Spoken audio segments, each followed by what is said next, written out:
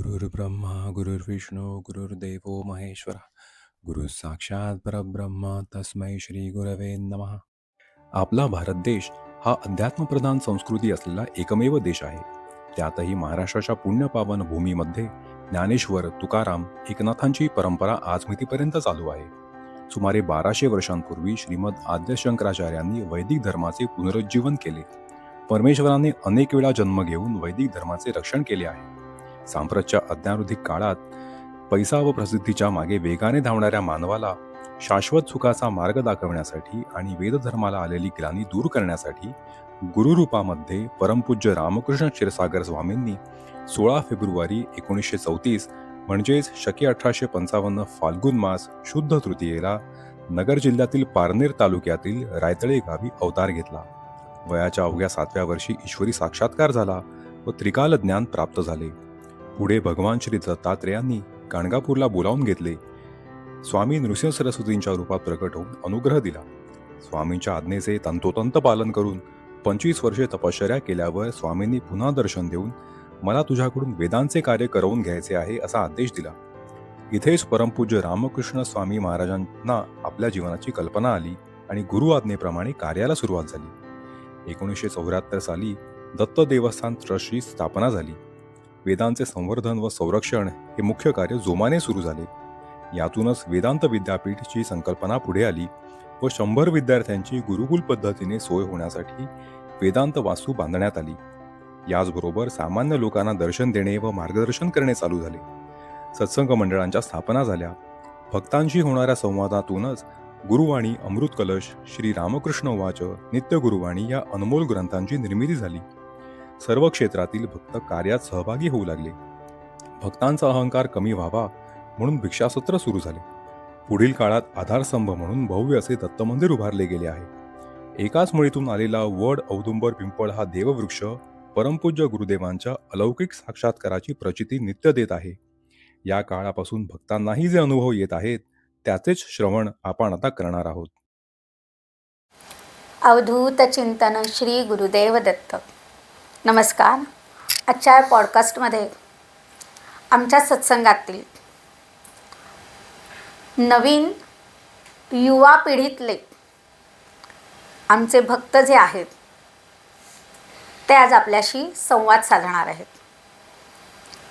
आत्तापर्यंत आपण अनेक आमच्या ज्येष्ठ गुरुबंधू भगिनींचे पॉडकास्ट ऐकले आहेत, पण आमचे युवा पिढीतील भक्तसुद्धा गुरुचरणी कसे आहेत, कोणता भाव त्यांचा आहे हे जाणून घेण्याचा आपण आज वेगळा प्रयत्न करणार आहोत. त्यासाठी आजच्या या पॉडकास्टमध्ये आपल्याकडे पार्ले विभागातील श्री आशुतोष आंबडेकर आलेले आहेत. आशुतोष, नमस्कार. नमस्कार. तू आज आपल्या या पॉडकास्टसाठी आलास, खूप छान वाटतं आहे. आणि म्हटल्याप्रमाणेच की बाकी कुठच्याही गोष्टींमध्ये वेळ न घालवता डायरेक्ट आपण सुरू करूया की तुझं बालपण कसं होतं, शालेय शिक्षण या संदर्भात थोडं जरा आधी सांग. माझा जन्म पुण्यातला आणि मग नंतर आम्ही अंधेरीला राहायला होतो आणि विलेपार्ल्यातल्या पार्ले टिळक विद्यालयामध्ये माझं शालेय शिक्षण झालं. त्याच्यानंतर मग मी इलेक्ट्रॉनिक्स अँड टेलिकम्युनिकेशन इंजिनिअरिंग केलं आणि एक साधारण 10-12 वर्षांपूर्वी मी NMIMS मधून MBA सुद्धा केलं. ओके, हा झाला सगळा तुझा शैक्षणिक प्रवास. आता हा शैक्षणिक प्रवास सुरू असताना घरातलं धार्मिक वातावरण किंवा या सगळ्या गोष्टी कशा, म्हणजे भक्ती वगैरे याबद्दल जरा थोडं जाणून घ्यायला आवडेल असं. माझी आई देवाचं खूप करायची. मी अगदी तिच्याकडूनच मी शिकलो. आणि साधारणपणे मला वाटतं वयाच्या 11-12व्या वर्षापासून मी परमेश्वराचं करायला लागलो.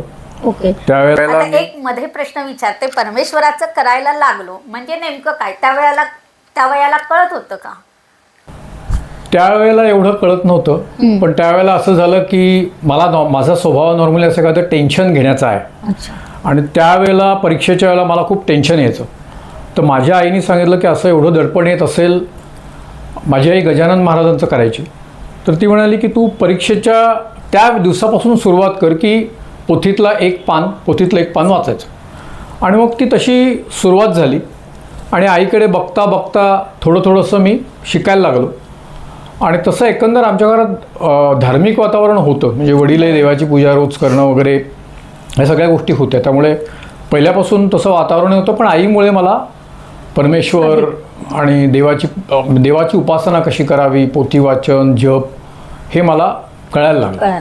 म्हणजे हळूहळू थोडी श्रद्धा पण तिकडे वाढत गेली असं म्हणायला हरकत नाही. हो, अगदी बरोबर. म्हणजे ही श्रद्धा म्हणजे घरातलेच उपजत संस्कारातून तर आलीच.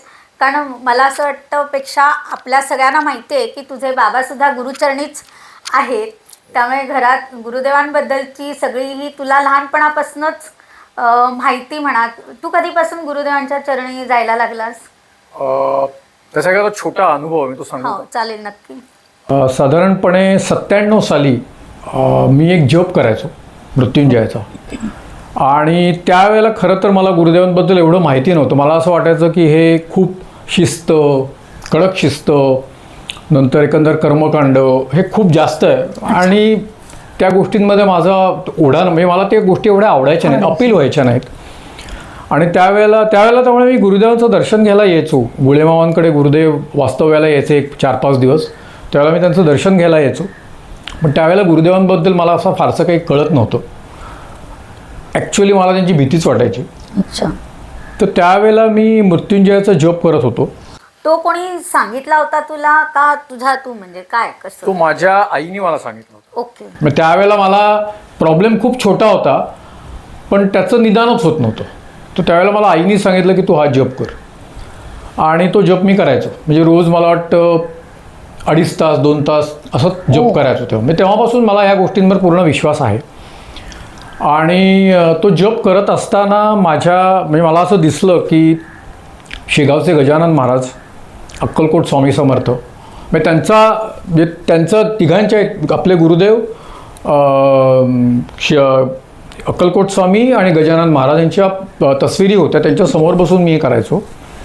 आणि त्यावेळेला मला असं दिसलं की त्यांनी मला असं सांगितलं की ज्याप्रमाणे जितक्या श्रद्धेने तू आमचं करतोस तितकंच तू ह्यांचंसुद्धा कर.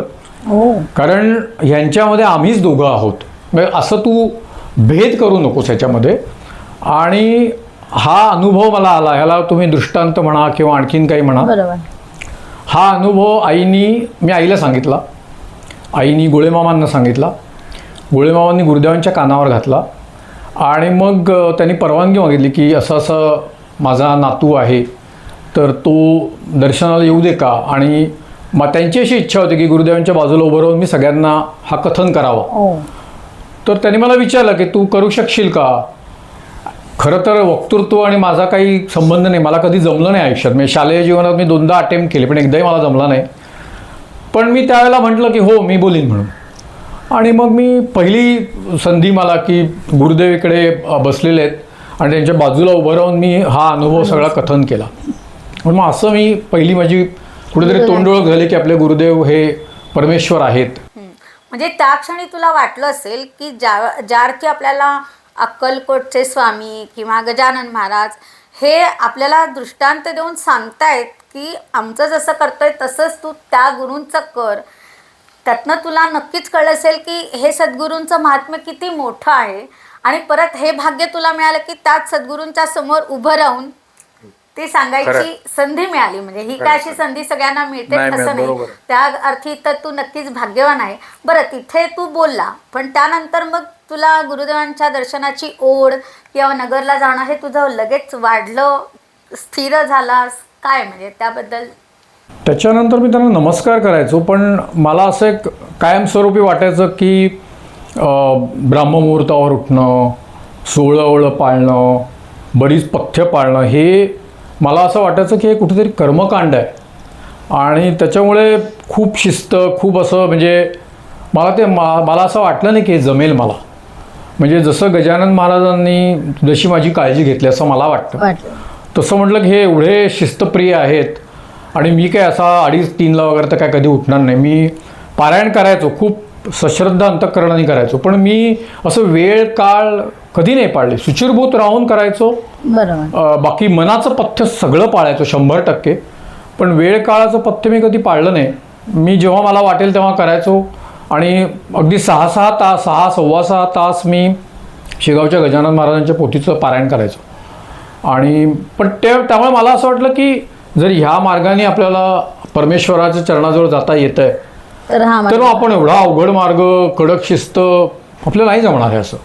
त्यामुळे मी त्यांना नमस्कार करायचो, पण त्यावेळेला असं काही मी सत्संग वगैरे काही जॉईन नव्हता केलेला. नाही, पण मला असं वाटतं इथे हे महत्त्वाचं आहे की गजानन महाराज असोत किंवा अक्कलकोटचे स्वामी असोत, हे सगळं तुझ्याकडनं एक आध्यात्मिक प्रवास करत म्हणजे तो केला गेला तुझ्याकडनं आणि मग या क्षीरसागर महाराजांच्या चरणी आला. कारण आपले गुरुदेव हे साक्षात ईश्वरी अवतार आणि मोक्षगुरू आहेत. बाकी गुरु आहेतच, ते सगळे आपल्याला वंदनीय आहेतच, पण मोक्षगुरू मिळाले तुला.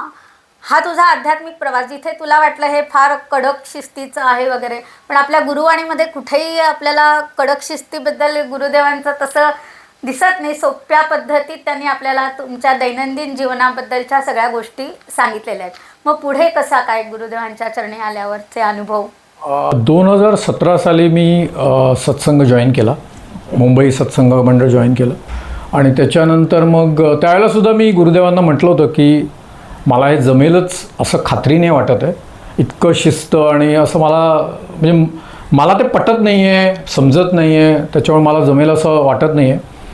मग त्याच्यानंतर मला एक स्वप्नदर्शन झालं गुरुदेवांचं. मला वाटतं श्रीशैलमला आपले सद्गुरू तिथे विराजमान होते आणि सगळे भक्त त्यांचं दर्शन घेत होते. आणि त्यावेळेला मी काही शुचिरभूत नव्हतो, मी फक्त सद्गुरूंकडे पाहिलं. पण मी म्हटलं की आता मी शुचिरभूतही नाही आहे आणि सगळे भक्त दर्शन घेत आहेत, मी असं मध्ये पण जाऊ शकत नाही, माझा स्वभाव नाही असं मध्येच घुसायचं याचं. मी एकदा सद्गुरूंकडे पाहिलं आणि म्हटलं आता हे माझ्याकडे परत बघू नयेत, म्हणून मी दुसरीकडे नजर केली. पण आमची दुष्टादुष्ट झाली. आणि त्यावेळेला सद्गुरू मला नजरेने म्हणाले की तू इथे येऊन माझ्या पाया पड. तर मी मनातल्या मनात म्हटलं एकतर मी शुचिरभूत नाही आहे आणि मी ऐकलं होतं की सद्गुरू जेव्हा लोक त्यांच्या पायावर डोकं ठेवतात तेव्हा ते लोक पथ्य पाळत नाहीत आणि त्याचा सद्गुरूंना त्रास होतो. तर म्हटलं मी असं जाणं योग्य नाही आहे, मला शोभणार नाही आहे आणि रांग मोडून मी मध्ये जाणं हे मला शोभणार नाही.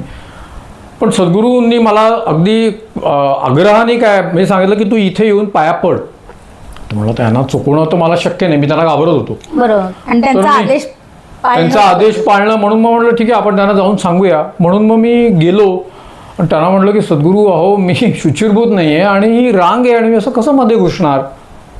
ते म्हटलं मी सांगितलं ना तू मला माझ्या पाया पड. मनातल्या मनात म्हटलं की मी सांगतोय तुम्हाला त्रास होईल. तर त्यांनी ते ओळखलं कुठेतरी माझ्या मनातलं आणि ते मला म्हणाले की तू माझी काळजी करू नकोस, मी सांगतोय पाया पड, नीट पायावर डोकं टेकव, तू माझी काळजी करू नकोस. आणि मी गेलो आणि त्या जी रांग होती त्याने मला पुढे जाऊन दिलं. म्हटलं बरं आता तुम्हाला चालणार आहे आणि रांग पण. मग मी पायावर डोकं ठेवतो, मी पायावर डोकं ठेवलं आणि मग मी उठताना त्यांनी माझ्या खांद्यावर दोन्ही हात ठेवले आणि मला म्हणाले हे बघ कितीही संकट आली किंवा तुला वाटलं संकट आहे, संकट आलेलं असणं आणि वाटणं ह्या दोन वेगळ्या गोष्टी, तरी एक लक्षात ठेव मी तुझ्या पाठीशी सर्व ताकदीनिशी उभा आहे, तू कसलीही चिंता करू नकोस. आणि आहे ते स्वप्नदर्शन माझं संपलं. त्या दिवसानंतर माझ्यामध्ये मानसिकदृष्ट्या जे बदल असतात की आपल्याला एक अनामिक भीती वाटते, आपण कॉन्शियस होऊन जातो, काळजी वाटते, हे हळूहळू कमी व्हायला लागलं. आणि मला आपले सद्गुरू हे आपल्यासाठी सद्गुरू आहेत पण ते परमेश्वर आहेत असे असंख्य अनुभव मला त्याच्यानंतर यायला लागले.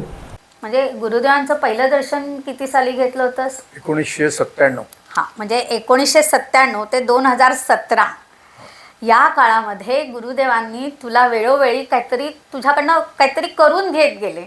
तर त्यावेळेला आपल्याला कळत नाही, पण ते करत आज 2017ला तुला ते जाणवलं त्यांच्या समोर जाण्यापूर्वी. आणि ही गुरुदेवांचीच शिकवण आहे आपल्याला की त्यांच्या चरणी आपल्याला माथा टेकवायचा असेल तर आपण शुचिरभूत असणं. आणि गुरुदेवांचे स्वतःचे पण नियम आहेत आपल्याला, रांग सोडून रांग मोडून आपण जाणं. हा तुझा भाव गुरुदेवांना कळला असणार. आणि त्यानंतर मग तुझी जी 2017 नंतरची, कारण गुरुदेवांनी प्रत्येक भक्ताला वेगवेगळ्या पद्धतीने मार्गदर्शन केलेलं आहे. तुझी योग्यता तुझी पात्रता बघून कदाचित तत्त्वज्ञानाचा मार्ग किंवा अभ्यासवृत्तीचा मार्ग, त्यातला संशोधकपणा, या गोष्टी हेरून तुझ्याकडनं गुरुदांना काहीतरी वेगळं करणं अपेक्षित असेल. या संदर्भातले तुझे काही अनुभव असतील तर ते आता नक्कीच ऐकायला आवडेल आपल्याला. जसं मी तुम्हाला म्हटलं की अगदी सुरुवातीला मला असं वाटायचं की गुरुदेव हे फार कर्मकांड, कडक शिस्त, काय खावं काय न खावं, कसं बोलावं, ह्या सगळ्या गोष्टींबद्दल वेळ ह्याचं एक फार महत्त्व होतं. तर मला असं पहिल्यापासून वाटायचं की हे कर्मकांड आहे. तुम्ही पोथी वाचता, तुम्ही जप करता, त्यावेळेला तुम्ही अगदी तादात्म्य पावता. तो सोपा मार्ग आहे निदान मायासारख्या माणसासाठी. तर त्याच्यामुळे मी सद्गुरूंना असं म्हणायचो की तुम्ही म्हणताय तर खरं, पण मला कळतच नाही आहे की तुम्ही का असं अट्टहास का आहे की 2:30 वाजता उठावं आणि म्हणजे शुचिरभूत राहिलं पाहिजे, पथ्य पाळलं पाहिजे. तो म्हणलं मला तर काही कळत नाही आहे आणि तुम्हीच जर का मला सांगितलं समजावून तर मला कळेल कदाचित, आणि कोणाला विचारावं हेही मला कळत नाही आहे. त्यामुळे तुम्ही माझ्या लेवलला येऊन जर मला अनुभव दिलात तर सोन्याहून पिवळं, म्हणजे मला कळेल, लोकांनाही सांगता येईल. त्याच्यातला एक छोटासा अनुभव सांगण्याचा प्रयत्न करतो. आणि त्याच्यामुळे मग हे 17 सालापासून मी जरी सत्संग मंडळ जॉईन केलं तरीसुद्धा माझ्या मनात हे सगळ्या आशंका, म्हणजे हे कसं आहे, याचं महत्त्व काय वगैरे वगैरे मला होतंच. पण थोडक्यात मला असं वाटतं इथे एक गोष्ट महत्त्वाची की तू गुरुदेवांशी संवाद साधत होतास. हो म्हटलं तर येस, महत्त्वाचं आहे की काही असलं तरी गुरुदेवांशीच बोलावं, तेच आपल्याला उत्तरं देतील, आपल्या मनातल्या शंकांचं निवारण करतील. बरोबर. मी मनात सत्संगात बरीच माणसं असं म्हणतात की गुरुदेवांकडे काही मागू नये, पण म्हटलं अहो मला कळलंच नाही. तो मला त्यांनाच विचारलं पाहिजे की मी नक्की हे करू का हे करू, याची कारण मीमांसा काही उपयुक्तता सांगितली तर मला ते करता येईल. कारण शेवटी काय की आपण ऐकतो, बोलतो आणि सोडून देतो. ते जर कृतीत आणायचं असेल तर मला कळलं पाहिजे स्टेप बाय स्टेप कसं आहे. पण त्यात असा एक अनुभव आला. अगदी मला वाटतं ही गोष्ट झाली आहे 7-8 महिन्यांपूर्वीची घडलेली गोष्ट असेल.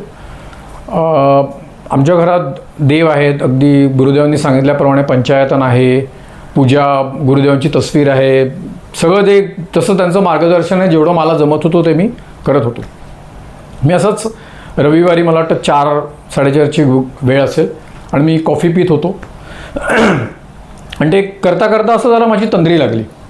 त्यावेळेला मला असं डोळ्यांपुढं दिसलं की आमचं जे देवार आहे, म्हणजे गुरुदेवांच्या कृपेमुळे आमच्याकडे देवासाठी वेगळी रूम आहे, त्यात सो देवासाठी वेगळा कप्पा आहे की तिथे फक्त देव आणि त्या सगळ्या गोष्टी आहेत.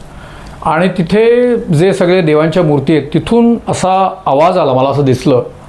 तो आवाज मला असं म्हणाला की अरे तुला काय वाटलं की इथे काय फक्त मूर्ती ठेवल्यात की काय आमच्या, आम्ही स्वतः इकडे आहोत, पण तू दखलच घेत नाहीस की आम्ही स्वतः आहोत. तरी म्हटलं अरे असे काय, म्हणजे हा आवाज येणं ही काय माझी एवढी लायकी नाही आहे. आणि मी म्हटलं अरे, म्हटलं गुरुदेव चूक झाली, देवा माझी पण चूक झाली, मला एवढं लक्षात नाही आलं. मी आपलं मूर्तीपूजा म्हणून करत होतो, जसं जमेल तसं करत होतो. मग त्या दिवसापासून जे देवाची पूजा करण्यामध्ये मला माहिती होतं पण ते मला जमत नव्हतं. 1000 अडचणी आहेत असं मला वाटायचं. त्यातल्या मला वाटतं 90-95% अडचणी गायब झाल्या आणि ती देवाची पूजा माझ्याकडून कदाचित गुरुदेवांना कसं अपेक्षित असेल तसं घडायला एक सुरुवात झाली. ह्या गोष्टीला एक 4-5 दिवस होऊन गेले आणि मी असंच, माझं असं आहे की विचार करणं आणि कॉफी याचं एक नातं असतं. तर मी तसंच करत होतो. पण मला असं दिसलं की मी गुरुदेवांच्या प्रतिमेच्या समोर, मी तस्वीरीच्या समोर उभा आहे. आता कसं असं तस्वीर थोडीशी अशी स्लँट असते आणि तुम्हाला तुमचं प्रतिबिंब दिसतं. आणि त्याच्यात मला असं दिसलं की गुरुदेव स्वतः आलेत आणि ते मला म्हणाले की अरे तुला काय वाटलं की फक्त तस्वीर भिंतीला टांगली की काय माझी. तर मी म्हटलं की तस्वीरच तर भिंतीला टांगली ना, म्हणजे बाकी तर काय मी इथे प्रतिमा म्हणजे वेगळी मूर्ती. तर ते म्हणले की अरे बाबा मी स्वतः इकडे उपस्थित आहे.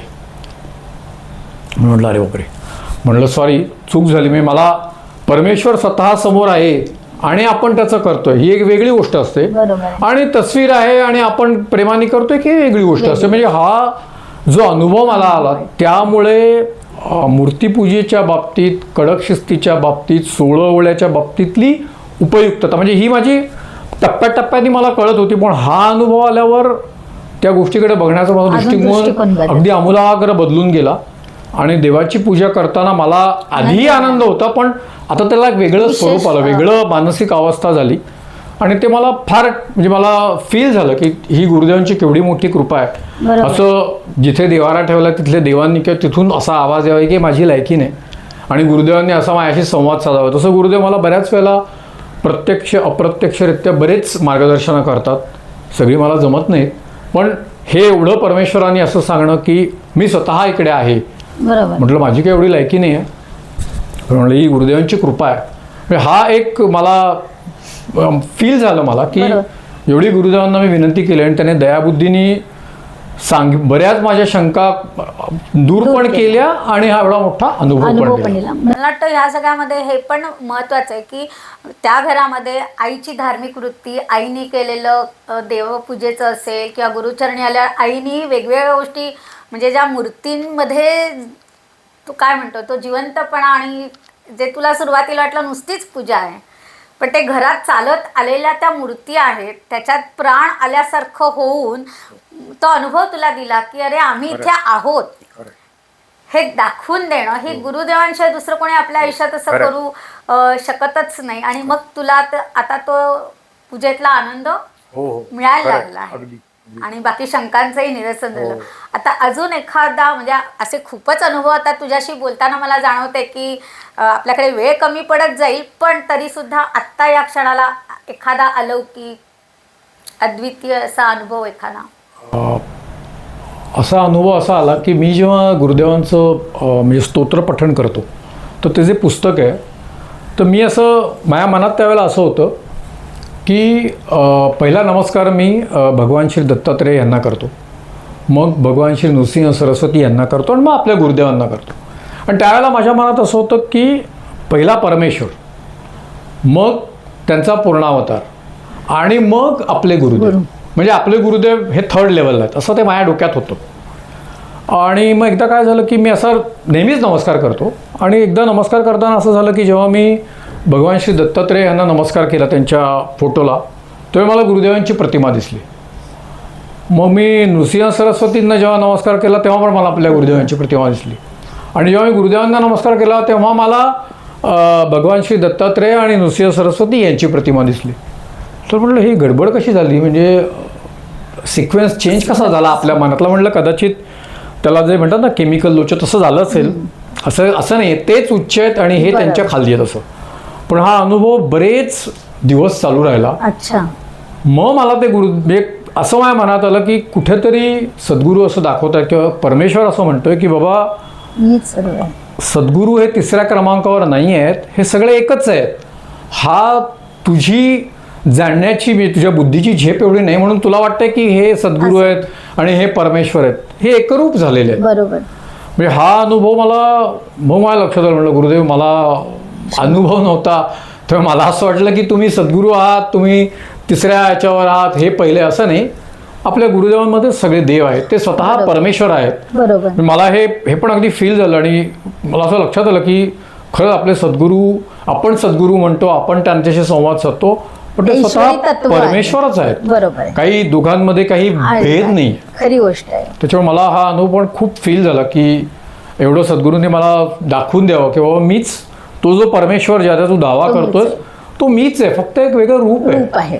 खरंय. हा अनुभव मला खूप फील झाला, टचिंग होता. आणि मला वाटतं हे खूप महत्त्वाचं आहे की कोटी कोटी रूपे तुझी, कोटी सूर्य चंद्र तारे, हे जसं आहे की तू वेगवेगळ्या रूपात आहे, चराचर सृष्टीत तूच आहेस. फक्त तुला ओळखता येण्याची पात्रता माझ्या अंगी यावी यासाठी माझ्याकडनं काहीतरी करून घेणं, हेच आपण आपल्या गुरुदेवांकडे मागू शकतो की आपली पात्रता वाढली पाहिजे. म्हणजे आपले गुरुदेव हे ईश्वरी तत्व, साक्षात ईश्वरी रूपच असल्यामुळे हे अनुभव तुला यायला लागले. कारण तुझ्या मनात प्रत्येक वेळेला जे काही द्वंद्व असायचं, हे द्वंद्व ज्याच्या मनात येतं त्यालासुद्धा गुरुदेव मार्गदर्शन करतात. सामान्यपणे जो विचार करतो त्यालाही गुरुदेव मार्गदर्शन करतात. तर सांगण्याची गोष्ट अशीच आहे की अजूनही तुझ्याकडे खूप अनुभव आहेत मला माहिती आहे, पण आपल्या वेळेअभावी आपल्याला इथेच थांबावं लागेल. पण परत कधीतरी आपण नक्कीच तुझे अनुभव ऐकू. पण तुर्तास इथेच म्हणूया अवधूत चिंतन श्री गुरुदेव दत्त.